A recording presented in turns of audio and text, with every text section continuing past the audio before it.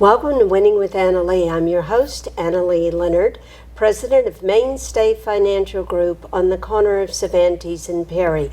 I want to welcome you back this month. We're going to be talking about something that is extremely important to each and every one of us. There's a whole group of people out there that some people call the baby boomers. I call us the silver tsunami because it's like we're this big wave and we're coming. Nobody can stop us. There's a whole lot of us. We're living longer and longer and longer. The good and the bad of that is we're enjoying our lives, but unfortunately, a lot of the medical conditions that have been around for a long time are becoming more obvious because there are more people out there that are being affected. So we invited today Leslie Johnson and Brian LeBlanc from Covenant Care Hospice to come in and talk to us about the whole idea of Alzheimer's and Alzheimer's care in this area. So if you would, now before we start, Leslie, I've got to tell the story that everybody out there has got to realize this young, good-looking man down here, Mr. Brian LeBlanc, when I knew Brian originally, he was about this tall and did not have the beard, had that same beautiful smile, but I actually taught him in 7th and 8th grade. So Brian sits in the middle of my heart, and I love him dearly, and I'm always so glad when I get a chance to be with him and share what's going on. So with that said, Leslie, not to take away from your thunder, but I had to share that. So tell me a little bit about what you do, the history of what you do. Why has this developed? Sure. So Covenant Alzheimer's Care, which is what we are now known as, began actually in the very early 80s. Okay. It was a local Pensacola dentist, a gentleman by the name of Dr. Mayo, was diagnosed with Alzheimer's disease, and his wife was really sort of looking for a resource for support, education, and so she actually founded the organization. Started with one support group in 1981, and when the announcement of that group was made in the local newspaper, over 64 people showed up to receive the support that she had to offer. Just from an announcement in the newspaper, wow. So it was a huge unmet need in this community, and from that initial group, Alzheimer's Family Services formed in 1996, and then in 2001 they actually affiliated with then Covenant Hospice, and then in 2006 we've changed our name to be Covenant Alzheimer's Care, which is what we are now. Which is what you are. And our main focus and mission is the support and education for not only people living with this disease, but also their caregivers. Their caregivers, and that's the thing to me that's so vitally important. For those of you who watched the show last month, you know we talked about the Escarosa Senior Alliance. Well, you guys are a part of that because, again, it's something we need, and we've got to know the right people to talk to and to approach. Now, as we know now, we didn't used to know this, but we know now that there is also early onset Alzheimer's, and that's how, Brian, that's how you're involved. Yes, it is. And you were diagnosed when? October of 2014. Of 2014. So your job, you go all over the United States, don't you? Yeah, I'm fortunate enough to be associated with different organizations that will put me in places where they need to have someone speak. And the way I look at it is, if they're asking me to go, then there's a reason for it. Yes. My mission, and I tell everybody it's the best job that I've ever had that I don't get paid for. Yes. But being an Alzheimer's advocate, to share awareness with people, to tell them about what I go through on a daily basis. The feedback that I get is tremendous because, I'm sure, to be honest with you, people still think that Alzheimer's is something that will only affect people that are over the age of 65. Right, and we know that's not true. And let's go back, Leslie. I mean, you know, we've done a lot of workshops together. We do that whole 6-week course for the caregivers. And one of the things I've been amazed about, we really don't know what causes it, do we? There's still a lot of questions up in the air. You know, you kind of look at neurology and that whole field as the final frontier of medicine for a reason. And it's because a lot of these neurodegenerative disorders are really difficult to kind of pin down. They're difficult.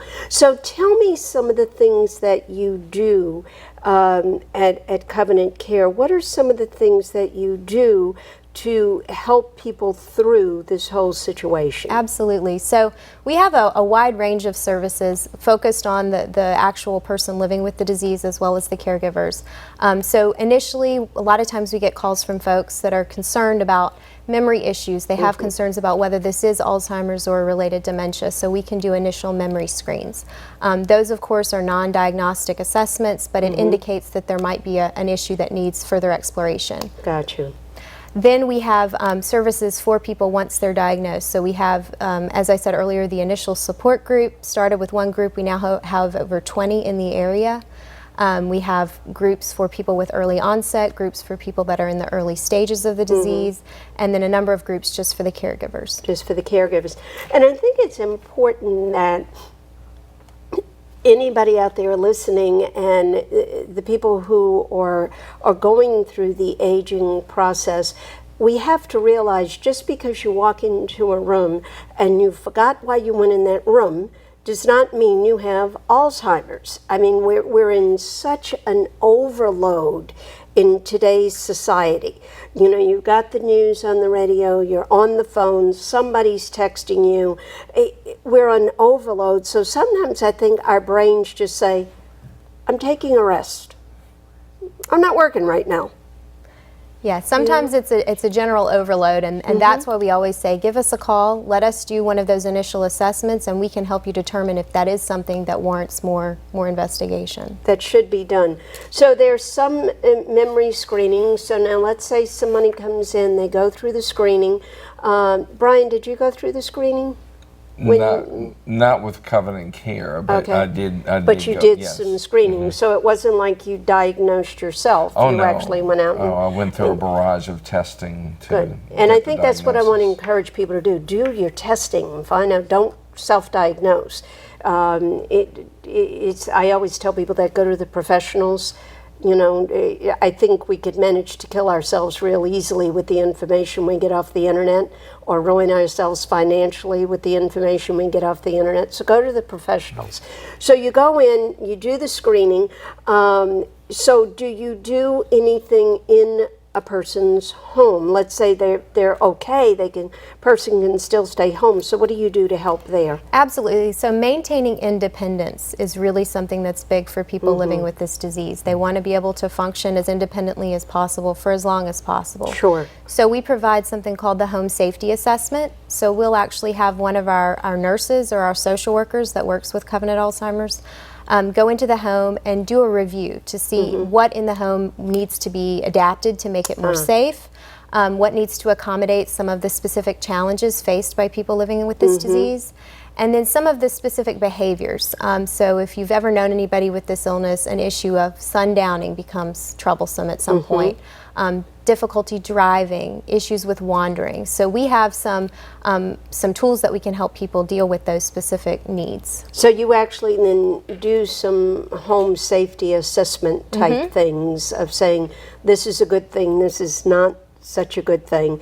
So once this screening has occurred, do you do this again on a repetitive basis, or? Yeah, so it's a dynamic tool, meaning that if you've known anybody with this disease, your needs change throughout time. So we can come back to the home and revisit at specific points to say, okay, so mobility and wandering is no longer an issue, but maybe mobility is. Maybe the person is bedbound now, needs more assistance with some of what we call the activities of daily living. So yes, it is an ongoing tool. It's ongoing. And now what about medication? I know when I was probably 15, maybe 17, my grandmother started to lose her memory. And of course, then they used that very scientific term, hardening of the arteries. Well, Or senility. well, yeah, I mean, Yeah. what did that mean? I never figured that out. But, you know, then they didn't give people medication. I mean, but now that's different, isn't it? It is, and actually that harkens back to something you said earlier. Early diagnosis is really key. They're now finding that the earlier they start you on these medications, they can't treat it, meaning that it's not going to reverse what's happening, but it can help manage the symptoms and again help you maintain functioning longer. So they really encourage people to get diagnosed earlier and to get started on those necessary medications as soon as possible. Brian, are you taking some types of medication at this point? I was. Unfortunately, it didn't work for me. Okay. I'm not going to give any type of medical No. thing, but it didn't do anything. It didn't do. And I'm to sure help. there are situations like that where the medication, you immediately notice a difference. Right. And then sometimes it just doesn't work. I mean, because nobody's body is alike. No, in how you and plus react. the medications they'll give to you, it'll slow the progression down a little bit.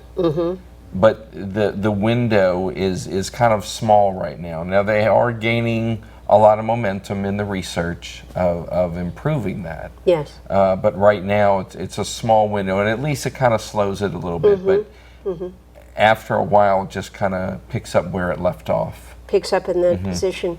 So I think we've hit at this point a couple of very important keys. Early diagnosis, correct treatment, bringing the family and the caregivers in. And when we come back, I'd like to talk a little bit more about that, about bringing the caregivers and the family in. We're going to take a short break, but when we come back, we're going to talk more with Leslie Johnson and Brian LeBlanc about Covenant Alzheimer's Care and the work they're doing in our community, and why we literally went to them and said, would you be a part of the Escarosa Senior Alliance, because we know the value of what you're doing. So when we come back, we're going to talk about that in more depth.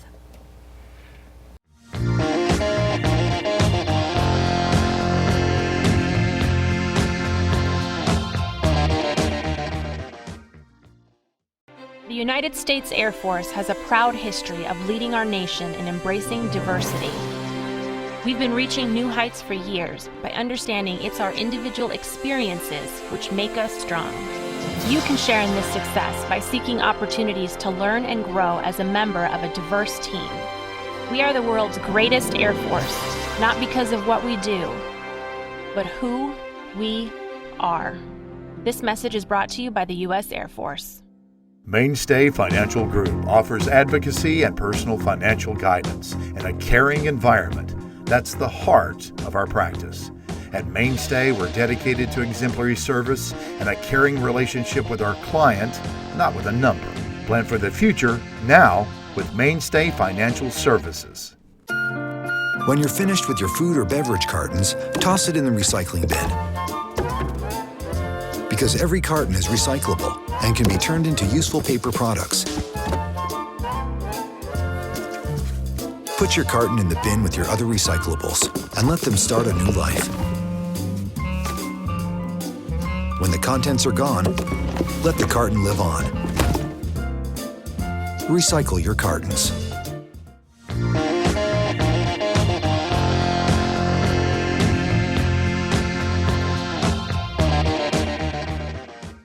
Welcome back to Winning with Annalee. I'm your host, Annalee Leonard, president of Mainstay Financial Group in the corner of Cervantes and Perry. Of course, my main job, my mission is to educate you and to help you with your financial life, to make sure you have money as long as you have life.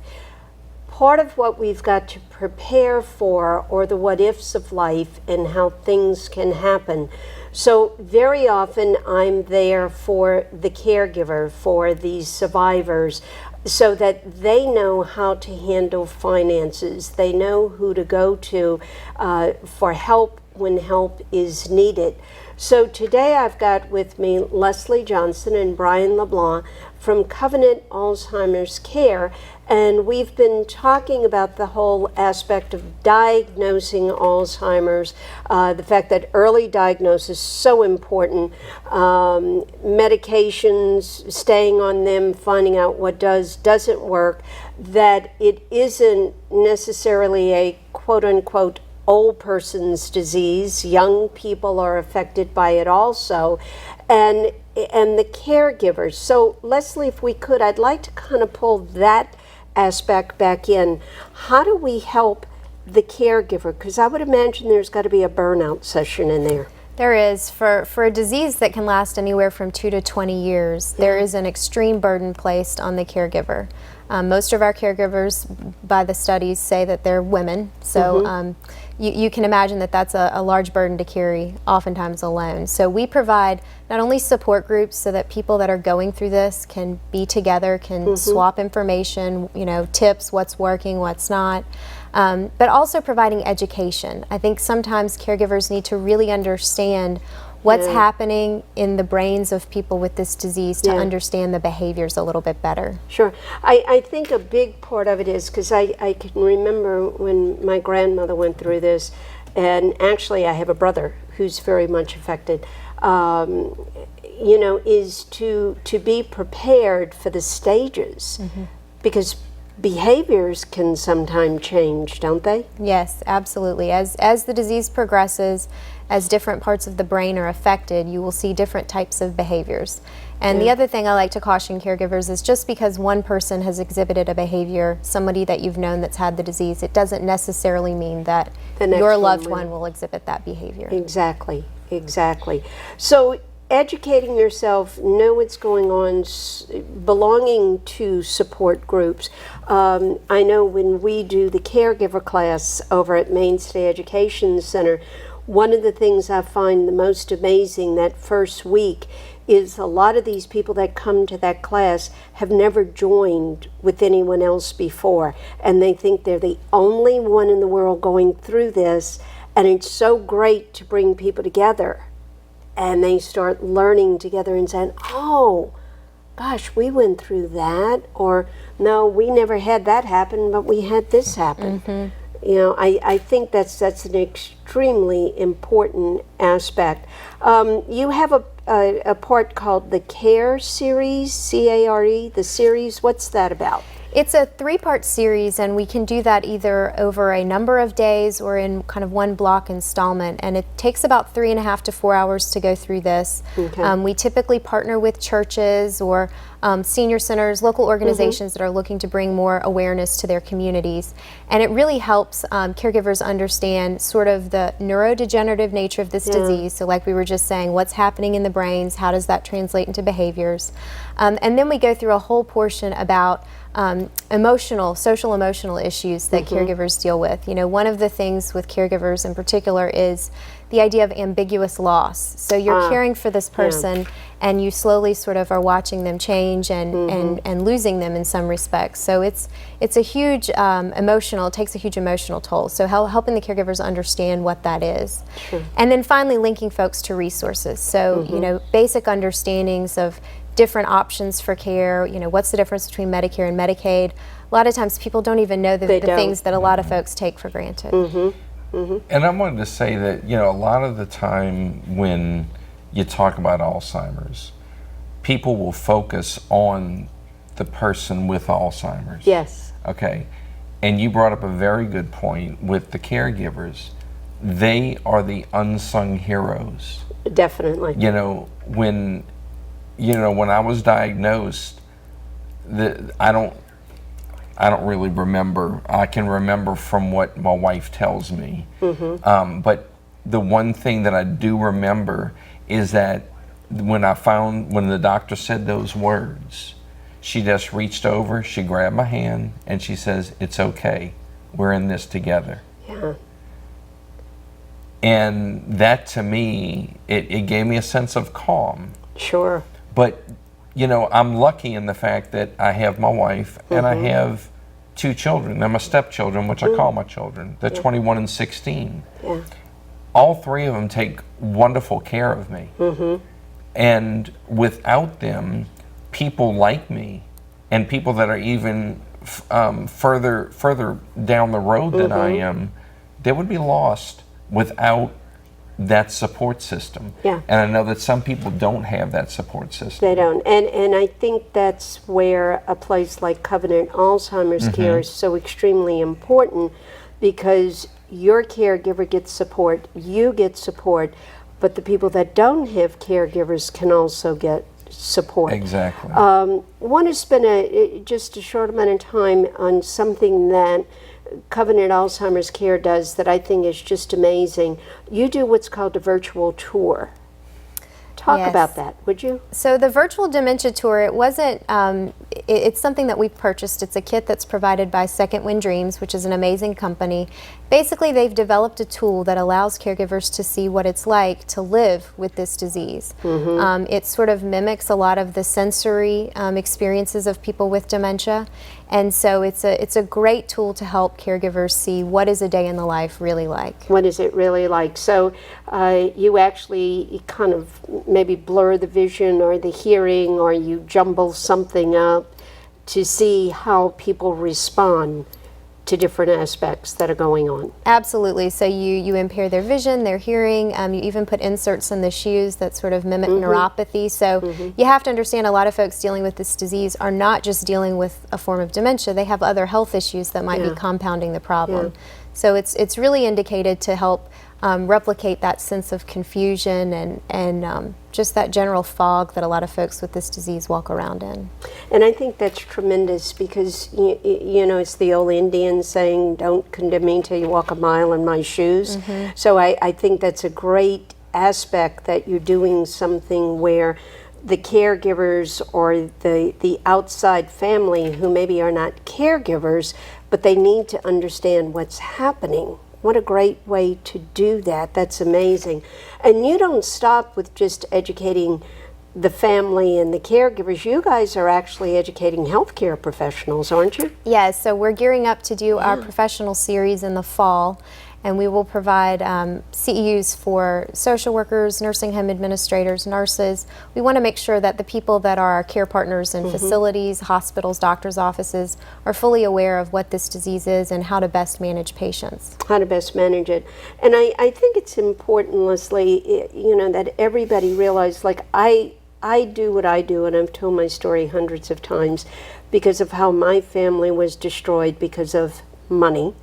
Brian is involved, of course, because he has been diagnosed with early onset Alzheimer's, but your mom had Alzheimer's, didn't she? My mom had a form of dementia called frontotemporal dementia, and she was diagnosed when I was 19, and she lived with that for quite a while. But yes, there's a very strong personal connection, and I tell Brian all the time, I really appreciate all of the work he does, because by the time my mom was diagnosed, she no longer had a voice, and so he really articulates this illness for people in a very real way. And I think he's a great example of somebody that's really living with this disease. Exactly. Exactly. You know, the first time I heard him speak, I hadn't seen him. He was on the radio, and I'm thinking, oh my goodness, that young man articulates so well. He's speaking correct English. Someone must have taught him correctly. I had a great educational system in my early years. You did, my dear. Not that we're prejudiced, but yes, you did. Of course not. But I think it's important for people to know that those of us who get really involved in a field and we don't have a job, we have a mission. It's because we do have an emotional contact with what we're doing, and in some shape we've been through it. It's a mission for us. It's something we want to go out and help as many people as we can. I personally want to thank both of you for what you're doing, because I think it's tremendous. And I admire you both for what you're doing. Thank you so much. Because you do a lot of good for a lot of people. And call them. Call over at Covenant Alzheimer's Care if you have a need, if you're not sure, if you want to go in and get the memory testing done, you know, Leslie and I said in the beginning, don't self-diagnose. For goodness sake, don't do that. Don't try to get yourself on the latest and greatest thing that you see advertised on TV that's supposed to help memory or do whatever. Go to the professionals. Find out if you need help or not, or find out if you're just in a state of being overwhelmed with the world and what's going on, because it can happen.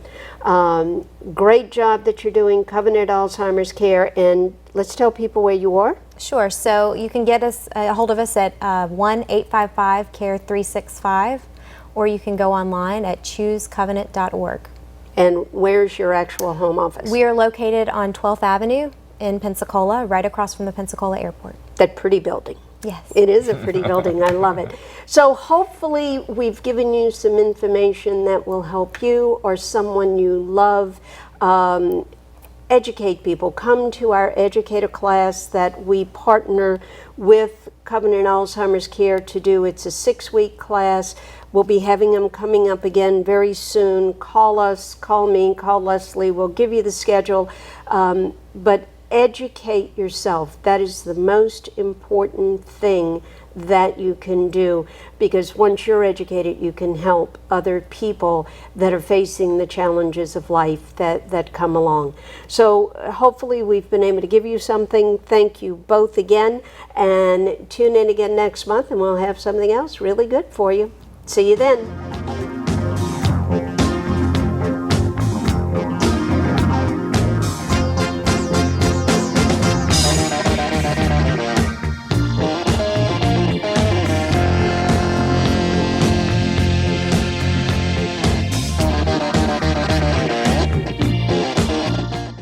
Mainstay Financial Group offers advocacy and personal financial guidance in a caring environment. That's the heart of our practice.